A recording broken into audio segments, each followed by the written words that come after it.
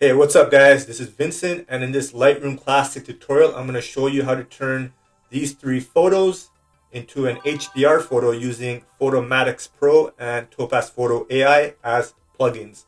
So let's get started. So these three photos that I took it with my iPhone 12 Pro using raw settings of DNG files, and the color profile is Apple ProRAW as opposed to Adobe Color, which I usually use. So ProRAW is better in this situation. One thing is with these photos, the ISO settings are a little bit different because I took it with the Moment app, these bracketed photos, and the ISO does change. But the aperture is constant and the shutter speed also changes though. So what I'm going to first do is I'm going to select these three photos, and then I'm going to go to the detail section because due to me taking it with my iPhone, these photos are very noisy. So I'll just reduce some noise here on all three of the photos, even though the overexposed photo doesn't need as much noise reduction. But you'll see some of the noise will be reintroduced with the photo merging when I do it in Photomatix Pro. So that looks okay. And do I have auto sync on? Yes, I do. So I just got to make sure I have auto sync on when I'm changing the noise or reducing the noise. That looks okay. So there's still a lot of bit of noise, but I'll get this corrected. And there's a little bit of artifacts as well, but I'll get this corrected or at least reduced later on after the photo merge. So now I'm just going to remove this metadata information, and I'm going to right click on these three photos. I'm going to go to export and then go to Photomatix Pro.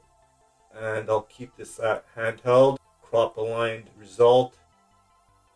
I'll keep this selected, the remove ghost, reduce noise. I already did some noise reduction, and Photomatix Pro is not very good at noise reduction, so it's better to do it prior. And this is, I think I already selected that, chromatic aberrations, but that's okay if I didn't. And this looks good. I'll keep it at 8-bit and I'll export it now into Photomatix Pro. So Photomatix Pro is going to give you the option of deghosting, and I don't really have much ghosting here. I'm just more worried about the tree here and a little bit of the plants here, so I'll just keep it at automatic instead of selective, and I'll change this to very mild, and I'll use the standard exposure as the base photo for the deghosting. I'll click on apply, and now it's going to merge the photo. So this is what I start with in Photomatix Pro. So in Photomatix Pro, the best thing to do is start with one of these presets. Some of them are decent, some of them are overcooked. There's also a few monochrome or black and white photos here. You do have to do some minor adjustments in Photomatix Pro, especially with a photo that you took with your iPhone or bracketed photos that you took with a mobile phone. There's going to be a lot more noise and artifacts in the image when there's a fusion merging with HDR or tone mapping. And let me see what's a good preset to use. Usually the top presets are the best, like detail balance. I usually stick with realistic or photographic. And let's see, natural.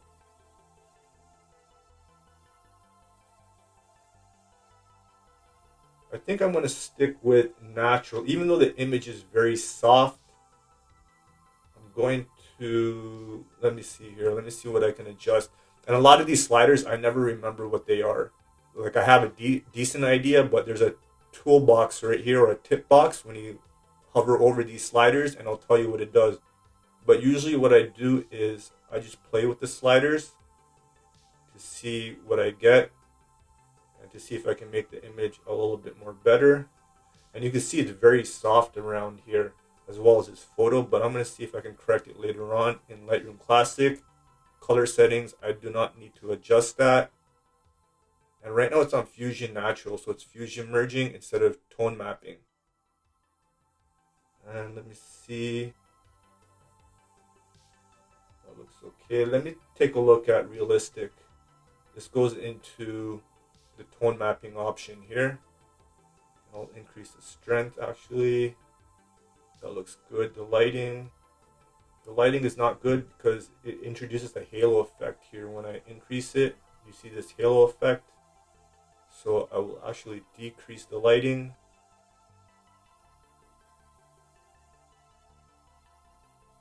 Okay. Brightness boost. That looks good.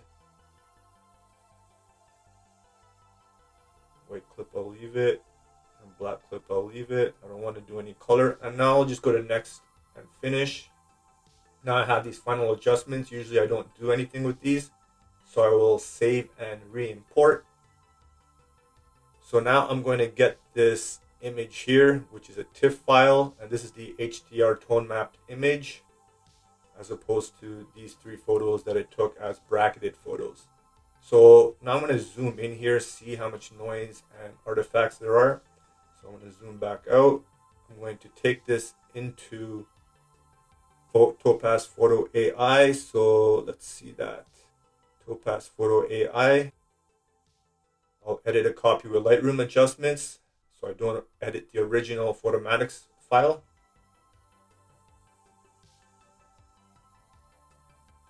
So in Topaz Photo AI, I just want to do a few minor adjustments to help me with my noise reduction and sharpening with some AI tools. So Photo AI, it automatically applied some recover faces, maybe because this is here, so I'll just delete that. But it does have remove noise, so it automatically applied this filter or this adjustment. And let me just zoom in a little bit. Let's take a look at the noise reduction. And you can see it definitely removed a lot of the artifacts as well. That looks good. Let me go to a different area of the image. That looks better. And now I'm going to add another enhancement, which is sharpen. And I'll just keep it on standard. The preview is updated. And I just want to make sure these edges are sharpened and it looks a little bit better.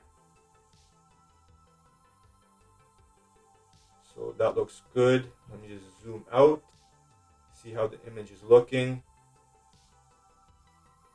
And you can see a lot of the noise has been reduced. Even here, if I zoom here, you can see on this building, the noise has been reduced. And there's a little bit of sharpening, so it's sharpened a little bit more on the edges here, so that looks fine.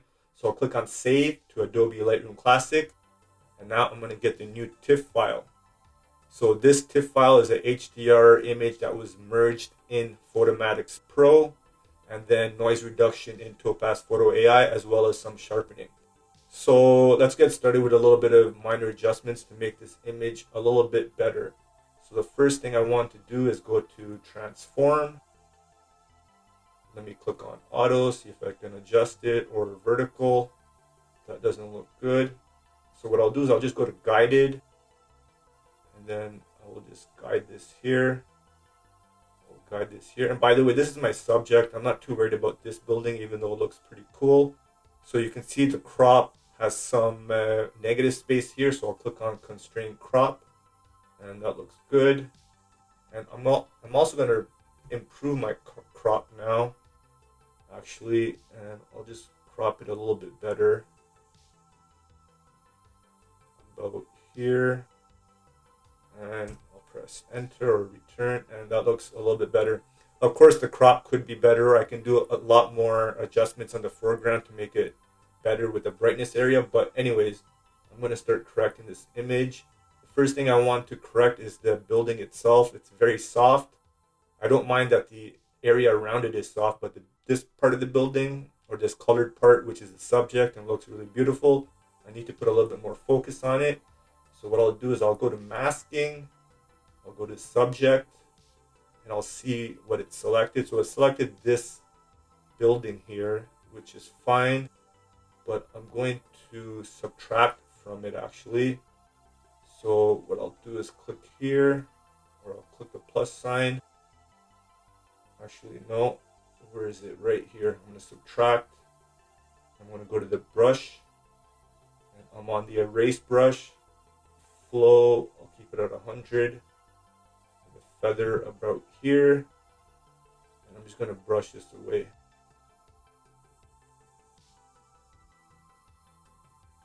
So I'm just brushing the streak away. I'll change the size.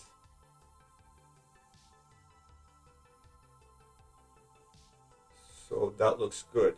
So now let me just turn off this overlay. Now I'm going to adjust this. So one thing I'm going to definitely do to make it less soft and put a little bit more focus on it is increase the clarity. I'll increase the clarity. And one thing I noticed with dehaze, even though it's for the atmosphere, it can really put a lot more contrast or a different type of contrast to buildings or structures. So I'm just going to increase the dehaze and clarity. And if I toggle this off and on, you can see the much bigger improvement on this building. And then I'll just slightly increase the saturation. I'll increase the shadows. Looks good. I'll increase the exposure slightly. And the one thing is you can see this starlight effect is actually going here, which I don't mind. But I'll decrease the exposure a little bit now. And then I'm going to go to the midtones and just give it a slight pop, a bigger pop on the midtones. So that looks good. Now I need to start correcting the lighting and the focus around this building. So I want to make this area a little bit darker. So I'm going to go and start a linear gradient. I'm going to put this linear gradient right here. Down a bit, and now I'm going to decrease the highlights, decrease the exposure slightly, just to put more focus on this building. And then there's this bright area, which I'm not a big fan of. Usually something like this, I would correct it in Photoshop, but I don't want to bring this photo into Photoshop just because it's taken with a small image sensor on an iPhone, and yeah, I just don't want to ruin it more with the Photoshop. So I'd rather just stick with Lightroom here. So I'm just going to create another brush, and then I'm going to increase the feather, increase the size. I'm just going to brush around here. And then I'm just going to decrease the highlights, and maybe the exposure slightly. And that looks good. So just with the masking, it made this image a lot better and put a lot more focus on this soft HDR merge that I received from Photomatix Pro. Keep in mind, as I was saying earlier, it's an iPhone photo, so the image is soft when I merge it. There's a lot of noise. It's not as sharp, but the image definitely looks a little bit better. And then I'm going to go to effects. This is going to affect the entire photo and add a vignette to it. And it's on highlight priority. Put it there. Actually, let's see what happens with color priority. It usually retains the color, so I think I'll just stick with highlight priority and just put a slight vignette. That looks good. Let's see the before and after. Before and after. I'll keep it at -10 actually, or -11. That looks good. And yeah, so now this image looks a lot better.